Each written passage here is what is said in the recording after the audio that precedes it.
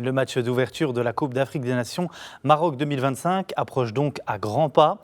Nous sommes à moins de 2 heures du coup d'envoi du match opposant les Lions de l'Atlas au Sélacanthe. Notre émission Cannes+, diffusée tous les jours de la compétition à partir de 13h30, est revenue sur les enjeux de cette rencontre. Je vous laisse écouter un extrait. Anas, on va continuer, on va rentrer un peu plus dans le vif du sujet avec la rencontre de ce soir. On va parler bien sûr de ce match entre le Maroc et les Comores. Je vais me tourner vers Karim Baldé depuis Rabat, depuis nos bureaux à Rabat pour parler de cette rencontre. Je ne vais pas vous poser la question de est-ce que le Maroc est grand favori. Je vais vous dire comment le Maroc va devoir gérer cette rencontre parce qu'il sait que face à une équipe qui va jouer peut-être défensive, ça va être compliqué d'offrir du spectacle à ses supporters.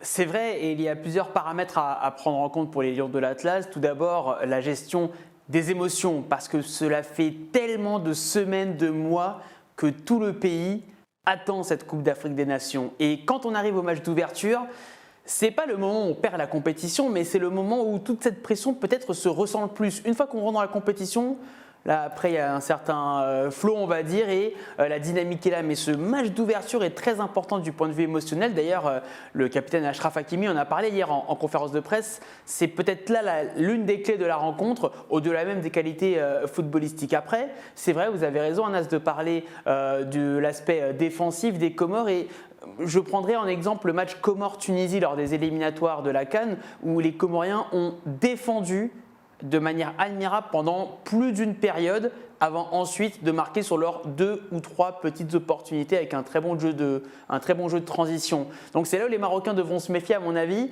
surtout si le score reste bloqué pendant une partie de la rencontre avec toute cette attente, le public, le stade plein, etc. Finalement peut-être que les hommes de Walid Regragui pourraient prendre exemple sur ce qu'ont fait l'équipe, les joueurs marocains présents à la Coupe arabe parce qu'on a vu dans ce match fou face à la Jordanie qu'il y a des moments où ça aurait pu basculer du mauvais côté et ils ont su rester calmes dans leur tête, ils ont su rester sereins, rester dans leur plan de jeu pour ensuite renverser la Jordanie, notamment en fin de match avec cette égalisation à la 89e minute. Donc moi je mettrais plus l'accent sur le côté émotionnel, c'est là le piège numéro 1 à mon avis pour les Marocains et peut-être aussi chez des jeunes joueurs qui n'ont pas forcément l'habitude de la CAN, de ne pas se laisser trop emporter par les émotions également au coup d'envoi, mais sur ça quand même il y a pas mal de joueurs d'expérience maintenant au Maroc, on pense à Yacine Bounou, on pense même à Naïef Aguerd, on peut penser à Romain Saïs et d'autres, donc ça de ce côté-là je ne me fais pas trop de soucis. Pour parler d'une autre équipe de l'adversaire du Maroc, les Comores, qui en sont à leur deuxième participation.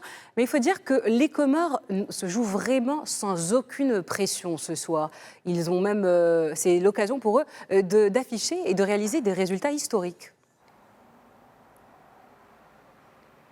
Bien sûr, c'est vrai que moi qui suis comorien, et donc ça fait plaisir de voir les Comores jouer encore plus un match d'ouverture ici au Maroc, je peux vous dire qu'il y a 10 ou 15 ans, on ne parlait pas du tout des Comores en termes de football. Donc c'est dire à quel point on vient de très très loin. La fédération a été affiliée à la FIFA depuis une vingtaine d'années seulement. Donc on parle vraiment d'un football très récent, très jeune. Et avec ce parcours déjà lors de la CAN au Cameroun, ça a permis au reste de l'Afrique de placer les Comores sur la carte, tout simplement. Je rappelle d'ailleurs que les Comores, c'est un archipel de l'océan Indien entre Madagascar et la côte tanzanienne. Je me permets cette petite précision géographique. Mais c'est vous dire à quel point ce parcours au Cameroun a mis la lumière sur les Comores et de se dire que c'est possible non seulement de se qualifier pour une phase finale, mais en plus de passer la phase de poule, surtout avec ce système des 4 meilleurs troisièmes qualifiés. Là maintenant, les Comores reviennent à la CAN avec pas mal de confiance. Ils ont fait un très bon parcours dans les éliminatoires. Je parlais notamment des victoires face à la Tunisie et ça c'est pas rien, c'est quand même un exploit, notamment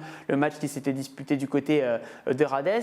Et puis il n'y a aucune pression sur les joueurs de Stefano Cousine qui est arrivé après l'époque d'Amir Abdou qui avait bâti clairement cette équipe pendant de nombreuses années avec son adjoint Younes Zerdou qui avait repris la relève, ça s'était pas hyper bien passé et là donc Stefano Cousine qui est arrivé, on ne savait pas trop à quoi s'attendre et il a quand même trouvé la bonne formule de la proximité avec les joueurs et en même temps un cadre tactique assez clair pour permettre à tout le monde de se sentir bien, que ce soit les plus anciens comme Youssouf N'Djangama qui était en conférence de presse hier, c'est lui qui avait marqué le coup franc face au Cameroun lors du 8e de finale, et les plus jeunes également qui sont arrivés au fur et à mesure dans cette sélection au cours des dernières années, et cette sélection des Sélacantes. La seule petite pression, c'est que le président comorien Azali Assoumani est venu à l'entraînement hier, et donc il sera bien évidemment présent en tribune. C'est dire l'importance que revêt ce match pour tout l'archipel.